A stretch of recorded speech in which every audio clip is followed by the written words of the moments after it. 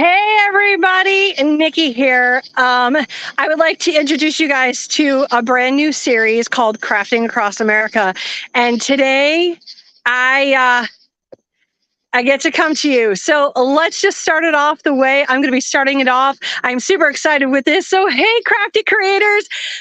Yup, that's right. It's me, Nikki, the Sassy Subber, and I am live to you from deep in the South here of Rock Hill, South Carolina, where creativity flows like a river of inspiration. Now, this place isn't just a hidden gem; it is filled with small businesses that are truly blessed. Now, let me tell you a little bit about RockHill. Okay, I've been doing my homework. RockHill has many hats, and one of the many hats that it wears is that. Did you know that this place is known for being the yarn manufacturing capital of the world? That's right. So back in the day, RockHill was the place to be, right? And so this city had been spinning threads and weaving tales that would make a crafter enthusiast just a swoon. Everything from textiles to tapestries. Rock Hill has been the place to be. It's got a storied past, a colorful past, just like some hand-dyed yarn, if you will. Now, let's not forget that Rock Hill is also known for something else. It's the football city of, and there's her thing goes off. It is Football City, USA. That's right. You can hear the crowd. You might be able to hear them across this way. They're out there practicing. But listen, we're not here for the touchdowns. We are here for some crafting gems. So let's get started. I'm about to do some hands-on crafting right now. And right here in the heart of Rock Hill, I get to introduce you to their very own D&B Blessed Creations. And I get to introduce you to the mastermind behind that. And that is Miss Beverly herself. This spot is where imagination flies, where creativity is its own game. I mean, there's just so much. I cannot wait to show you. So let's just dive right in and let's go meet Miss Beverly from D&B Blessed Creations. Hello, Miss Beverly. Hello. So say hello to everybody. Welcome, Miss Sassy Subber. So as you guys can see, that is Miss Beverly right there. Let me see if I can flip it around. Nope, can't. That's okay. So Beverly, I'm going to walk around and I'm going to show everybody your shop. So she has a shed. We'll call it a she shed, if you will. But I want to show you some of the things that she has here. She has a retail space. I think it's what, 14? How big is your shop? 14 wide. It's 14 by 28, is it? I think so. 14 by 28. We're going to go with that because it sounds great. Or 32, I think. Right. So she has a retail shop. So if you get your she shed, I got to show you. She packs a huge punch inside here. We have got all the things that you can see. She has got all these shirts. We did a lot of work. So we have all these shirts that she has, all of this stuff in here. And that's for her embroidery side of the business. Now, she does have some things you can sublimate on. She has her dog stuff. Now, if you look, I'm going to just get out of the camera here so y'all can see kind of how she has things set up. She has this really cool rack, right? Like you cannot even believe. Now, you see behind me, she just got a new embroidery machine. So this guy is moving out. She has displays over here. Once that moves, she'll have more than enough room. But let's take a look at that baby right there. This is D&B Blessed Creations, and we are going to do a craft with you. So I'm going to get the camera set up so you guys can see a craft. I'm going to talk to Beverly, but here's how she has her place. We have an L shape, and then let me circle it around here. What did we call him? This is her Big Daddy. So this is her Big Daddy. This is her 7-needle Happy. And then she has her own little sewing station with her hooping station. Everybody who ever sees Miss Beverly shop are in love with these things right here. She got them on Amazon. These guys stack and connect so you can hide all the things. We're going to come around. She has her swing away. She's got more heat presses than me, I think. I'm not really sure. So we have her swing away here. She has her little 15 by 15, her 16 by 24, her mug press, her silhouettes. Come around. She has all of her storage. You're going to see it right there. She has her convection oven. She also has an Epson. What is that one? 1570? 570. So there you go. And she had to just show you because, here in the South, that they have to have their pop, their soda, or whatever it is. Oh, yes. She is in love. I just have to show you. She had to Vanna White it for you. So there you go. So we're going to do a craft today. We're going to be doing card charms and ornaments, right? Is that what we're doing? Yeah, that's what we're doing. So there we go. I'm super excited. Let me get the camera set up so that y'all can see us because that's kind of important. And I don't have my normal cameras, so that's okay too. Okay. Ms. Beverly, can we see in there? Yeah. Yes. Good. Fantastic. So Ms. Beverly, got a question for you. You and I have been friends for a long time, but there's even things that I don't know. I mean, where did you start? Why did you start? I started 11 years ago, and it was because I had a stroke and didn't go back to work. The doctors wouldn't let me go back to work after my stroke. And I was really starting to get depressed, bad. And a friend of mine said, we need to get you a hobby. And I did crafts for years before that until I went to work at the high school. And then I just didn't have time. I used to paint resin. Really? And, I didn't know that. yeah, I've even got some in the house that I did. But I told her, I said, I don't think that I can do crafts anymore because my left side was affected by the stroke. And I said, I can't paint now because I'm left-handed and it was my left hand and my left side that got hit. And she said, oh, yes, you can. She said, we're going to sew. And I laughed at her. I said, my grandmother tried to teach me how to sew. I think everybody's grandmother taught them how to sew at some point. I could definitely say my grandmother did. Yeah. It's kind of a staple. Yep.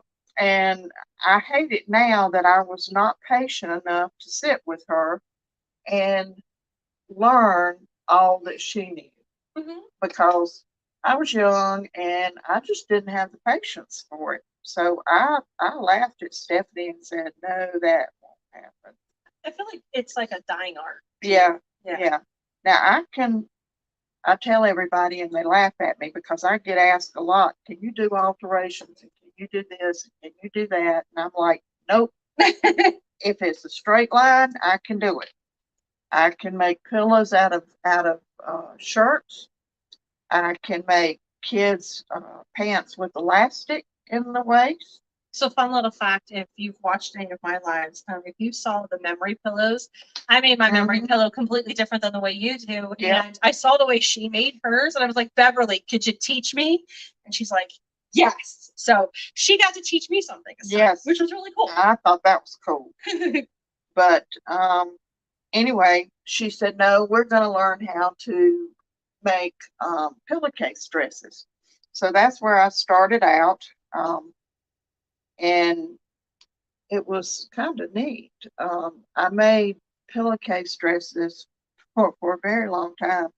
And that's what I did all day long, just to keep myself occupied, to keep my brain moving. And I would give them to churches and they would send them overseas and different places to Africa and all these countries. And so I've got little pillowcase dresses all over the place.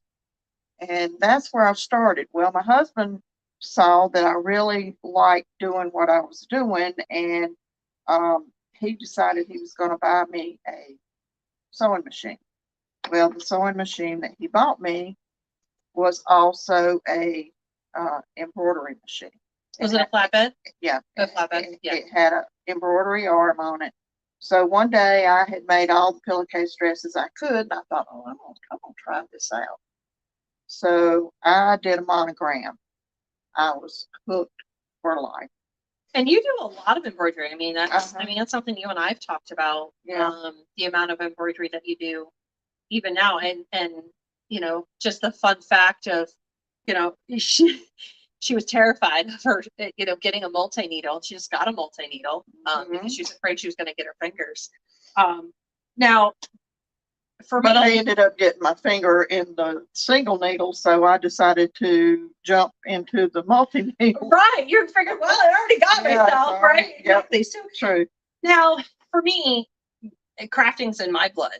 Was crafting in your blood? Was that something that was handed down? Well, not really handed down. I loved doing different crafts, and I did a lot of crafts in high school and even after. But when I went to work at the high school, um, my time just got gone, and I didn't have time to do the crafts. Right. And so I didn't get back into it until a year after I had my stroke. And it's really been a lifesaver because it has helped me keep my brain moving and keeps my hand and my arm moving. And it's helped me health wise too. So I'm just thankful that I had a friend that said, okay, we need to get you a hobby and you can do this. And I did. So now let's fast forward. I mean, you've been doing this a long time, well over 12 years. Yep. And last year, was it last year? Last year, I believe she got her she shed. Yes. Yes, we got her she shed. And actually, it's been a year this month. Oh, there you go. Well, happy anniversary to your she shed. Thank you. And this has been a labor of love to watch her put this together. And it got to be the point where you said, Nikki, I need help. I need you to come down. I need you to help me. Can you do the things? And the last couple of days, we were putting like the final finishing touches on her shop, and kind of working with workflow. It's nice having someone, and this was nice for me. It was nice to have somebody who knew exactly what I was talking about, knew and understood like workflow and how to do certain things. Like I could just come in here and do the embroidery and she didn't have to worry about it. That was fun. Her head was bothering her this morning. I was like, I'm going to go finish some hats. She's like, okay. She didn't have to explain it to me. And was it day before yesterday? My days are running together now. Day before yesterday, she was organizing and cleaning, and I was working on orders. She let me just work on orders while she was organizing stuff, and I just turned her loose because I didn't worry about what she was doing. I knew that I would like whatever she did, and she would have it exactly where I wanted it to be.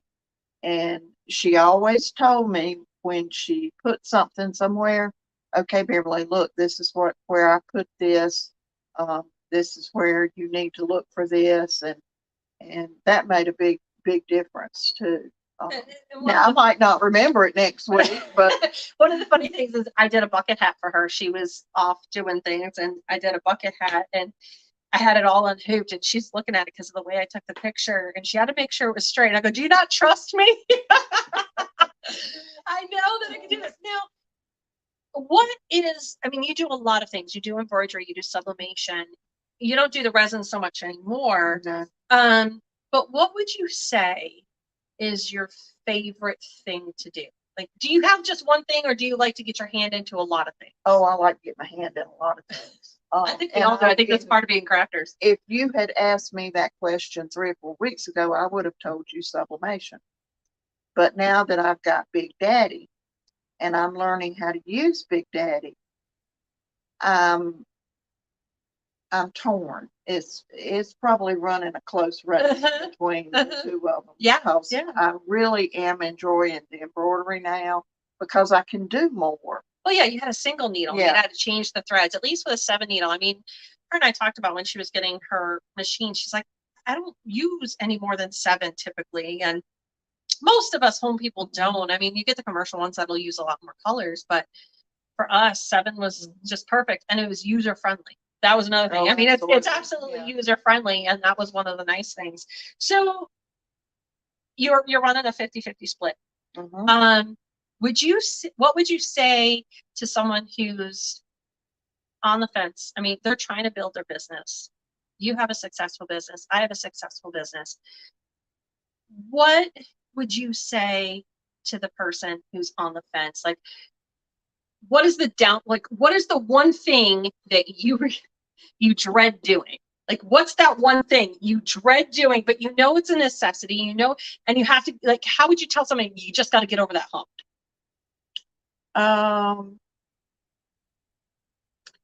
Gosh. I know for me, it's anything back office. Well, yeah.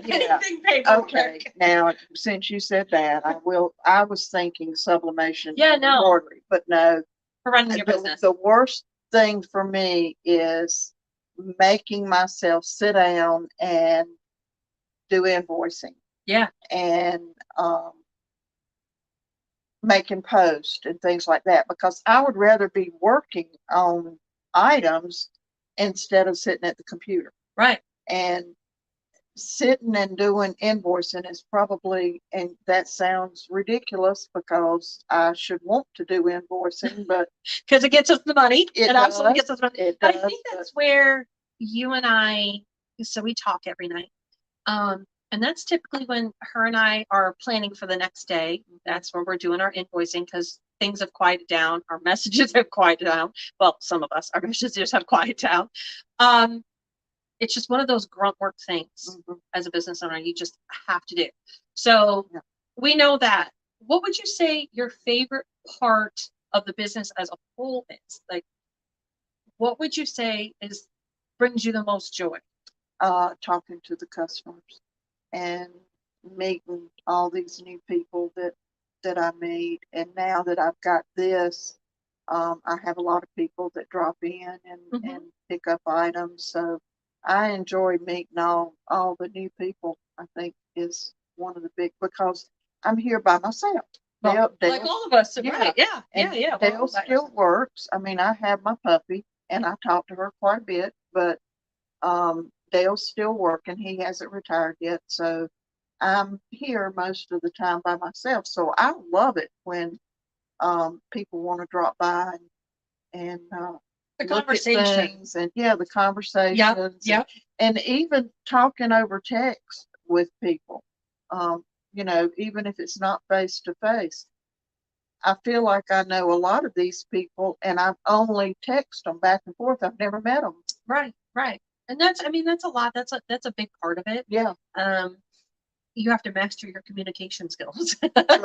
And you have to you become, I could say you become a keyboard warrior, if you will, because you have to go out there and you have to put yourself out there. And one of the many conversations we've had is you fall back on your stroke and your inabilities to do certain things. And I'm like, but you have all these abilities to do things. So with that said, I mean, you tell everybody that I teach everything. If you're just watching and you have no idea, Beverly travels with me everywhere. She is my emotional support human. That's what we call her, affectionately. And one of the funny things, while we're on this last trip, somebody walked right up to her and thought she was me. Yep, sure they thought, yep. And she goes, no. And then somebody else walked over, you're Beverly. And she's like, I feel famous, which is just adorable. But that, even the traveling we've done a lot of traveling. We put a lot of the air miles in. Yep.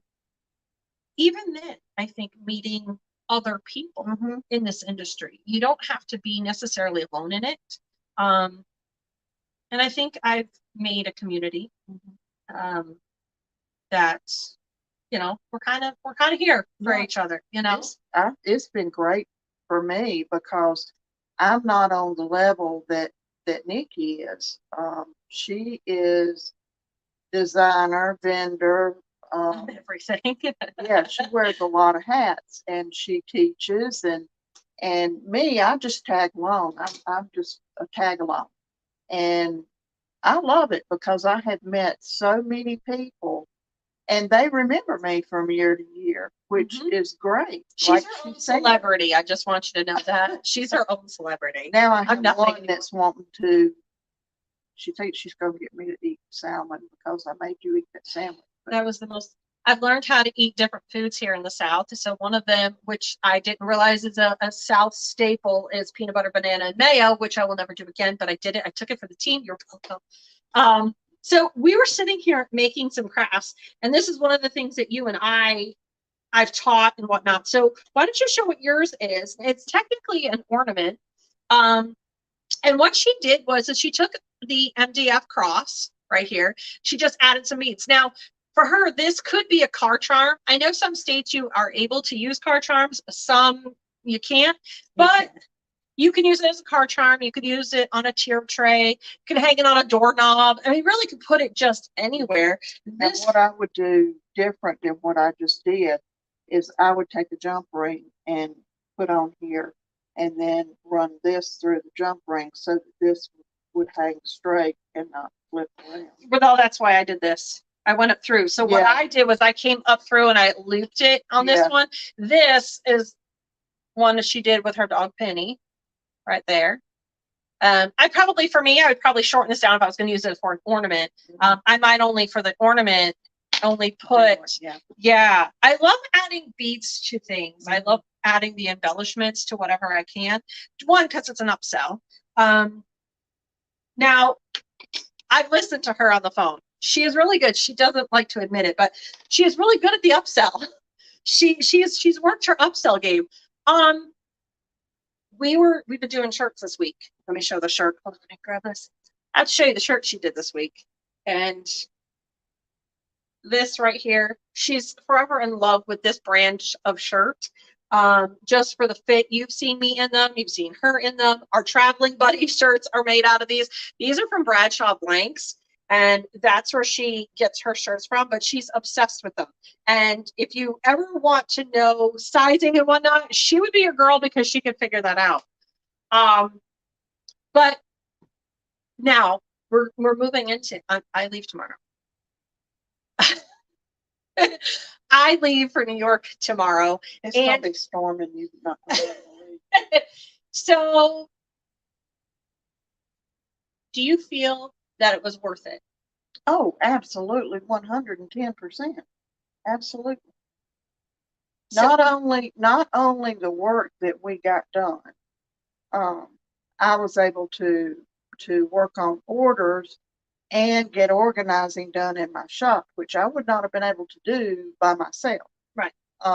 That's why my shop had not been finished. Was I felt like I needed to be working on orders instead of arranging things in the shop, and it was driving me crazy because I had a mess. And because you do have good days and bad days. Yeah. Because of her stroke. So she's trying to put a bajillion things, and I came in like an office helper, if you will. Yeah. You know, straighten things out, went through things, looked at her workflow and said, okay, you got to put this here because you're doing this. So like your butcher paper needs to go near your heat press. And I came in and I looked at your shop as a whole. And one of the things that I don't know what your expectation was, but I know that when you run your own shop, you want it to be the same way your shop is. I come in and go, what works for you? Not what works for me, because then I'm going to leave. I'm going to pack up my stuff and take off to my next destination. And for you, it works for you. We made sure everything was at the heights that she needed at. Things were all labeled for her so that she would remember where they were.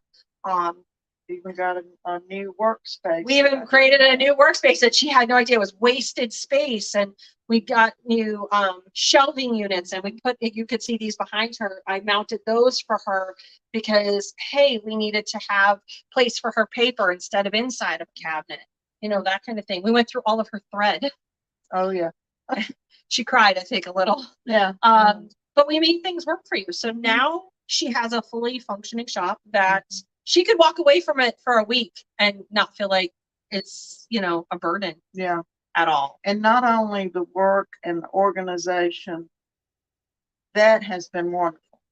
It's been great. But the camaraderie too. Mm-hmm.